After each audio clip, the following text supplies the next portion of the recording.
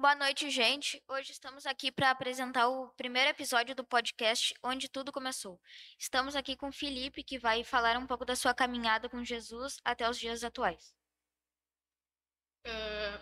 Boa noite, gente. Dá início aqui o nosso podcast, né? Nós somos da equipe UPF do Despertar Teens da Igreja Despertar. Eu sou Samuel. Eu sou a Isabelle. E eu sou o Thomas. E eu sou o Felipe. Poderia? Era agora pra falar ou não? Vamos iniciar aqui as perguntas, tá? Fica à vontade. Com vocês. Primeira pergunta. Uhum. Primeira pergunta. Onde foi o primeiro culto? O primeiro culto, na verdade, tiveram alguns primeiros cultos, né? Acho que 2 foram os principais. Que teve um que a gente era um grupo de jovens, né? Inclusive só tinha homens naquela época, que a gente tinha saído de uma igreja e a gente começou a procurar uma igreja, uma outra igreja para a gente estar congregando, que a gente fechasse mais o que a gente pensava, a nossa interpretação das coisas, né?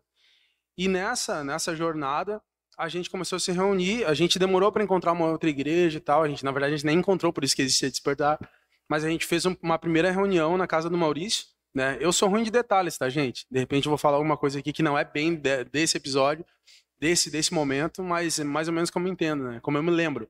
E a gente fez uma reunião na casa, onde era a casa do Maurício, que agora é a casa do Igor e da Raquel, né? Ali era uma casa um pouco menor, que o Maurício ficava ali, morava ali atrás da casa dos pais dele, né? E a gente fez uma reunião ali, foi uma primeira reunião, não foi o primeiro culto, na verdade, né? E depois, quando a gente começou a aumentar... Para tirar esse recado. A gente começou a aumentar o número de pessoas, começou a chegar mais pessoas, meninas também, né? O pessoal mais velho. A gente fez um primeiro culto no pátio da casa da Julieta, que é a mãe do Maurício, né? E esse foi o primeiro culto. Esse foi o primeiro culto. E nesse primeiro culto, tu se sentiu mais próximo de Deus? Uhum. Eu acho que quando a gente se reúne como igreja, a gente tem uma grande coisa em comum, que é a nossa fé em Deus. E a gente se reúne com o propósito de estar adorando a Deus, falando sobre o amor dele, né? Então, acredito que sim, de certa forma, a gente se sente um pouco mais perto de Deus, por a gente estar comungando da mesma fé, né? Que os nossos irmãos, que as pessoas que a gente conhece, que são próximas a nós. Então, sim, de certa forma, a gente se sente um pouco mais perto de Deus.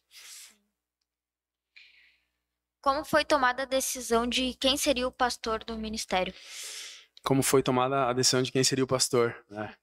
A verdade é que, hoje em dia, né, o pessoal enxerga pastor em alguns lugares como se fosse um cargo, né?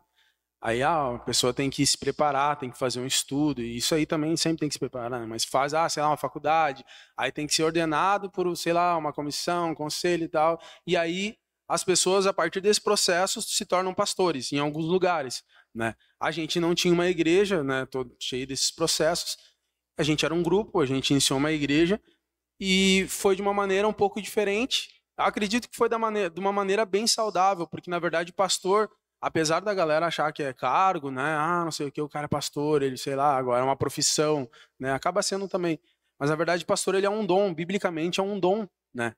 Então acabou que no nosso grupo ali, quem tinha mais esse dom de pastor, assim, mais aflorado, né? Era o Maurício. Então acabou que foi uma coisa natural, foi bem de Deus, assim, né? Esse dom dele sobressaiu nessa parte de servir a igreja e ele acabou sendo pastor, até onde eu me lembro, talvez, né? Tem alguma coisa, algum detalhe que eu tenha esquecido, mas até onde eu me lembro foi mais ou menos dessa forma, né? Foi meio que pelos dons que cada um tinha, a gente foi indo para um lado, para o outro do ministério. E o Maurício é o cara que mais tinha o dom de pastor no nosso meio, naquela época, né? Então foi assim. Toma um refrizinho. Comer uns cebolitos.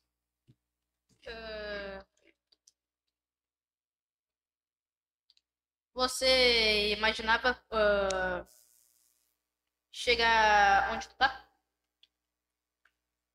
Tu diz em relação ao ministério, à igreja? Não, tipo, tu imaginava onde tu chegaria? No podcast do Despertins? Não, sei, eu vi antes a pergunta. Eu acho que é como igreja, né? Como ministério.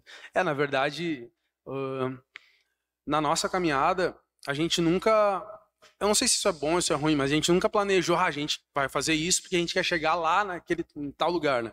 A gente sempre foi meio que seguindo por onde a gente acreditava que Deus queria que a gente seguisse, né? Então, quando a gente, sei lá, começou o grupo de jovens, quando tudo começou lá desde o início, na outra igreja, que a gente era bem novo.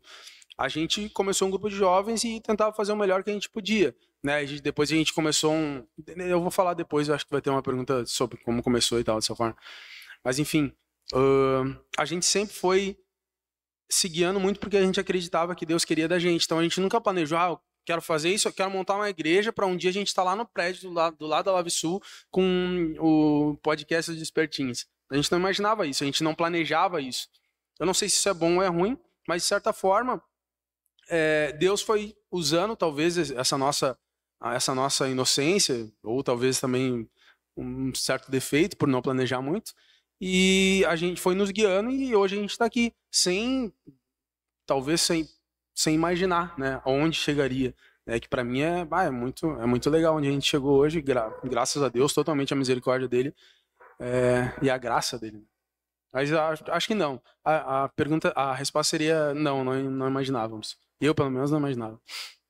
Felipe, o que é que tu acha desse projeto que a Fê nos proporcionou agora, da Gincana e do Despertins?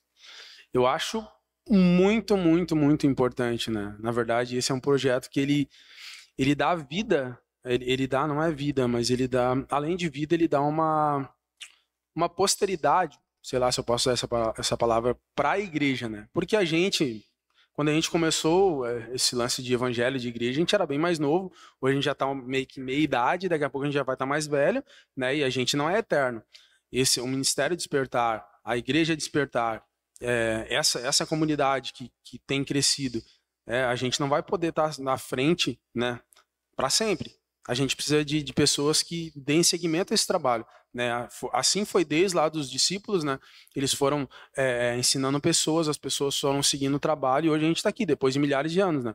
Então esse projeto é muito importante, principalmente para isso, né? E também para a caminhada de vocês. Eu acho que vai ter uma pergunta aí que eu acho que eu vou poder falar melhor sobre essa fase de vocês, né? Mas eu acho muito, muito importante para o agora e principalmente para o futuro. Tu já passou por uma fase que tu acabou se distanciando de Deus por algum motivo? De certa forma, a gente passa por fases na nossa vida que a gente acaba se distanciando um pouco, né?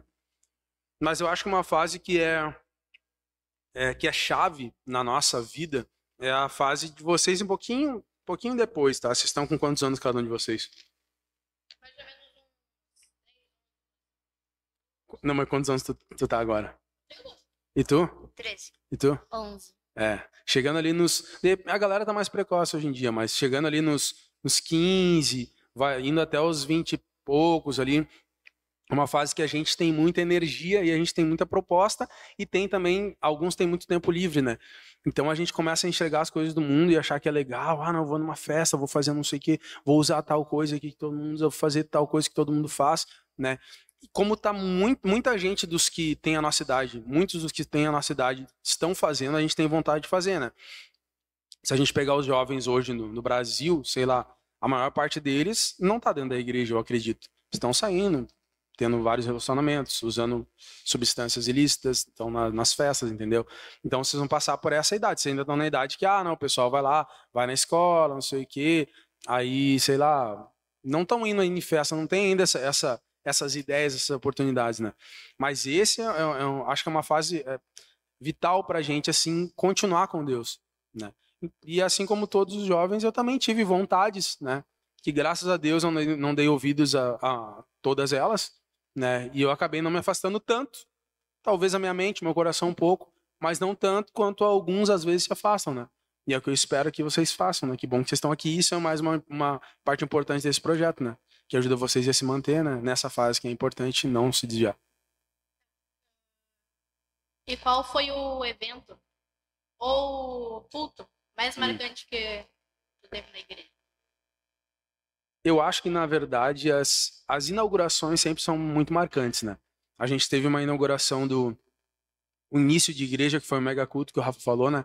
Foi no pátio da Julieta lá, que foi bem marcante, né? Foi o primeiro culto mesmo que a gente fez para muitas pessoas, para gurias, para o pessoal mais velho. A gente teve também a inauguração do primeiro prédio, onde a gente teve uma igreja, onde a gente foi igreja, né? O primeiro prédio lá na oficina do Tio Ben TV, né? Essa inauguração foi muito legal, foi muito marcante. Teve a inauguração aqui do prédio também, que foi marcante, né? E além disso, eu acho que, falando um pouco além dos cultos que foram marcantes, os cultos, né? Os eventos que são marcantes são os retiros, né? Todo retiro é muito marcante. Então, eu acho que isso são inaugurações e retiros. São os mais marcantes, assim. Felipe, qual louvor que tu mais, tipo assim, gosta de cantar? Mais marca, assim. Uhum. Marcante. Meu pai e minha mãe são da música, assim, né? Hoje eles estão um pouco meio parados, assim. Em casa, o pai, às vezes eu chego lá, o pai tá com playback no YouTube lá, se ele estiver assistindo depois. Às vezes eu chego na casa do pai e da mãe, o pai tá cantando, plenos pulmões com playback no YouTube, né? E a mãe também gosta bastante de música, então na minha vida teve muitas músicas que marcaram, assim, principalmente músicas mais antigas, que até o pessoal talvez da igreja não conheça, né? Mas que o meu pai e minha mãe cantavam quando eu era mais novo, né?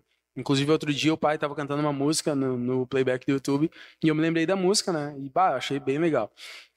Tem as músicas de hoje em dia, tem várias, né? É que eu sou da parte da música, então tem várias músicas que não tem uma específica, assim, mas talvez se eu pudesse falar de uma específica relacionando a minha vida com o ministério, com a igreja, talvez fosse Eu Tenho um Chamado, do 4x1, né? Porque inclusive tem a ver com o primeiro nome do ministério, que era Despertar do Chamado, e a gente cantava bastante ela também, né? E fala sobre a gente ter um chamado, que foi um momento importante da nossa vida, da gente entender que tem um chamado para começar essa ideia de igreja, né? Então acho que Eu Tenho um Chamado do 4x1, uma música bem marcante. Qual é o momento mais engraçado ou inusitado que acabou acontecendo em um culto? Como eu sou da igreja há muito tempo, né? Desde sempre, na verdade, para mim, tem muitos momentos engraçados, né?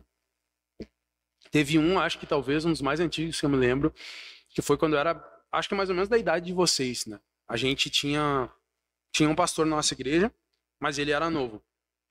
E tinha um outro pastor que ficou muito tempo na nossa igreja, que não estava mais na igreja que a gente estava. Ele tinha ido para outra igreja. Só que ele era muito querido por todo mundo. Aí o pessoal, e era aniversário da filha dele, aniversário de 15 anos, eu acho. Aí o pessoal, vamos se reunir, vamos fazer uma homenagem para a filha do pastor, né? Quando a gente chegar lá, né? Aí já, vamos lá. A gente decorou tipo um jogral, né? Que era tipo assim, nós quatro, cada um falava uma coisa. Aí eram umas cores. Samuca era a cor vermelha. Aí ele falava assim, a cor vermelha é a cor do amor, não sei o que e tal. Tu era a cor azul, e cada um tinha uma cor.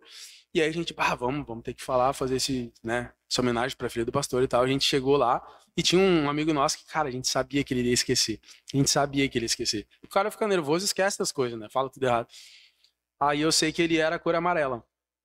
Chegamos lá, todo mundo, tudo vestido, todo bonitão, de social, a gente também, né? Aí subimos lá no palco lá do lance, lá onde era. Não era uma igreja, acho que era na igreja, na verdade. E aí, né, agora o pessoal de Charqueadas vai fazer uma homenagem para a filha do pastor, né? A gente já tremendo, né? Aí foi primeiro, o vermelho é a cor do, o vermelho é a cor do amor e tal, e foi. Aí, o azul é a cor do não sei o que. Aí chegou esse que a gente sabia que esquecia, ele falou, o amarelo é a cor do, o amarelo é a cor do, puxa, esqueci. Só que ele não falou puxa, ele falou um palavrão na frente de todo mundo. E só que o pessoal riu. Que bom que o pessoal riu, né? Ninguém achou. Acho que esse foi um momento engraçado. Outro momento que aí é um pouco mais recente. Não tão recente, mas é mais recente. Que o Maurício às vezes conta esse. Que é quando a gente era mais novo. A gente estava na igreja antiga. Que a gente fazia parte. Tinha às vezes umas orações bem cedo da manhã. 8 horas tem que estar lá. E a gente era do louvor, né? O pessoal do louvor não podia ratear. Tem que estar 8 horas e tal. E a gente... domingo de manhã tinha a escola bíblica, né? Aqui é sábado de manhã, lá era domingo de manhã. E sábado de noite tinha o culto dos jovens, né? Que a gente ficava até tarde conversando no culto e tal, saía para comer lanche. Depois a gente ia posar, às vezes, junto a galera, e a gente ficava conversando até de madrugada. E a gente, foi um desses dias, num sábado desses, no outro dia tinha que acordar cedo, né? Pra estar lá pra oração, pra não sei o que, do louvor. Aí eu e o Maurício era do louvor da galera, eu acho que era eu e ele. Não sei se estava só eu e ele posando ou tinha mais gente. Sei que a gente era do louvor. E aí a gente acordou em cima do laço, temos que ir lá pra oração e tal. Aí a gente saiu correndo, não, temos que ir, saímos correndo e tal. Chegamos, acho que não tinha ninguém, né, não tinha ninguém, né? E a gente sentou, tipo assim, a igreja era parecida com isso, aqui onde é o tablado, esse tablado aqui era um pouco mais alto, né? Eles chamavam de altar lá, era o altar. Tinha uma coisa assim, parecida com essa aqui, né? E tinha um tapetezinho embaixo. Aí a gente chegou, não tinha ninguém, a gente escorou nessa coisa aqui, que tava lá, né? E um tapetezinho, escoramos pra esperar o pessoal, né? Só que nisso, claro, a gente tava louco de sono. A gente dormiu, eu e o Maurício dormindo, né? E aí tinha várias classes na escola bíblica. Aí eles se dividiam e aqui na igreja ficava a classe principal, que era a classe de Josué, eu acho. Era isso aí.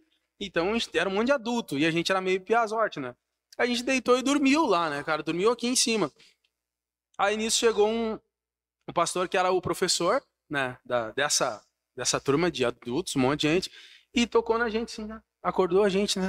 Ô, irmãos, acho que vocês dormiram e tal, né? Aí a gente foi abrindo o olho, e quando a gente viu, tava cheio de gente, cara, daquela classe. E eles vendo a gente dormir aquele tempo todo. Até que eles foram chegando um por um, sentando e vendo a gente dormir, né, cara? E ninguém pra se prestar pra acordar a gente, mano. Teve que o professor acordar a gente na vez de toda a turma, né? Então acho que esse também foi um momento mais engraçado, assim, da nossa caminhada. E como você lidaria com situações difíceis? E qual conselho daria para quem enfrenta os desafios da vida? Situações difíceis, tá? A verdade é que, pela lógica, até quando a gente não é da igreja, quando a gente tá numa situação. Tem que falar aqui, né? Até quando a gente não é da igreja, pela lógica, quando a gente enfrenta uma situação difícil, algumas pessoas tendem a se isolar. Mas geralmente a gente quer alguém para dar um suporte pra gente, alguém pra gente falar, tá passando um problema em casa, na escola. Vocês acho que tem mais a tendência talvez a falar com os amigos, não sei se com os pais, mas a gente tem tendência a se isolar até certo ponto, mas querer dividir aquilo com alguém, né? Então eu acho que isso é um conselho que a gente já faz naturalmente, mas eu acho que um conselho sobre isso é procurar pessoas que sejam de confiança, que a gente saiba que são pessoas boas, que têm um caráter bom, que querem o nosso bem, né? E esse é um conselho que eu daria em momentos difíceis. Procurem alguém que vocês confiam, que amem vocês de verdade. Os pais é um baita no começo, né? Os pais, alguém da família, mas principalmente os pais, no caso de vocês, até no meu caso, né? Pela lógica, a gente tende a procurar alguém, então procura alguém de confiança que ama vocês, vocês sabem que é o bem de vocês. E outra, obviamente, a gente tem que entregar, colocar nas mãos de Deus, né? A gente tem que entrar ali em oração, falar para Deus a circunstância, Deus, estou passando por tal coisa, sei lá, no colégio, em casa, que o Senhor possa me ajudar, me dê sabedoria, me dê paciência, né? Então, os conselhos são procurar alguém de confiança que gosta de vocês de verdade e entregar nas mãos de Deus, procurar Deus, falar com Deus sobre isso e, né, pedir em relação sobre essa situação, pedir direção para Deus, né, e entregar nas mãos dele. Acho que esse é um bom conselho, né? E como você equilibra a vida pessoal e o papel de levar a palavra durante os cultos? Eu acho que as pessoas, às vezes, elas pensam que são coisas que a gente tem que dividir a nossa vida pessoal e a nossa vida na igreja, né? Que a gente é na igreja. Mas eu acredito que, na real, a gente tem que conjugar essas duas coisas. Elas têm que ser meio que a mesma coisa, né? A pessoa que eu sou na igreja tem que ser lá fora também, entende? Então, eu não sei se a pergunta do equilíbrio em relação a, de um lado tu coloca um pouco mais, e outro bota um pouco menos, aí tu tem que fazer mais as tuas coisas, mais as coisas da igreja, mas eu acho que primeiro tu tem que relacionar as duas, e segundo, se for uma disputa no equilíbrio ali, sempre as coisas de Deus têm que prevalecer na nossa vida, né? Aí, vou deixar o meu trabalho para fazer as coisas da igreja. Às vezes, no trabalho, se for, vai te prejudicar no trabalho, não, né? Mas tu pode levar as coisas da igreja, as coisas de Deus, para dentro do trabalho. Essa é a ideia, né? Não tu levar uma coisinha que tem que cortar na igreja para cortar no trabalho, não é isso. Mas levar a realidade da igreja para dentro do trabalho, entendeu? Talvez seja um exemplo bom, né? eu trabalho, sou concursado, né? Eu passei no concurso, trabalho num órgão público. E quando eu fui fazer essa prova, eu não passei porque, eu sou o cara mais inteligente que estudou mais, com certeza não. Até porque na sala tava alguns professores meus. Só que eu nem queria fazer essa prova porque eu achei que não ia passar. E na hora que eu fui fazer a prova, eu tava lá na sala do concurso e baixei minha cabecinha ali e falei com Deus, entendeu? Sem vergonha nenhuma de fazer isso, né? Até porque só tinha Deus naquela hora, né? Que podia me ajudar, base, me ajuda aí. Mas enfim, talvez seja um exemplo de como tu conjugar as duas coisas, né? E não dividir e tentar equilibrar, né? Não sei. Mas se for para equilibrar, Deus sempre tem que estar em primeiro lugar na nossa vida. Até é bíblico isso, né? Colocar em primeiro lugar as coisas de Deus.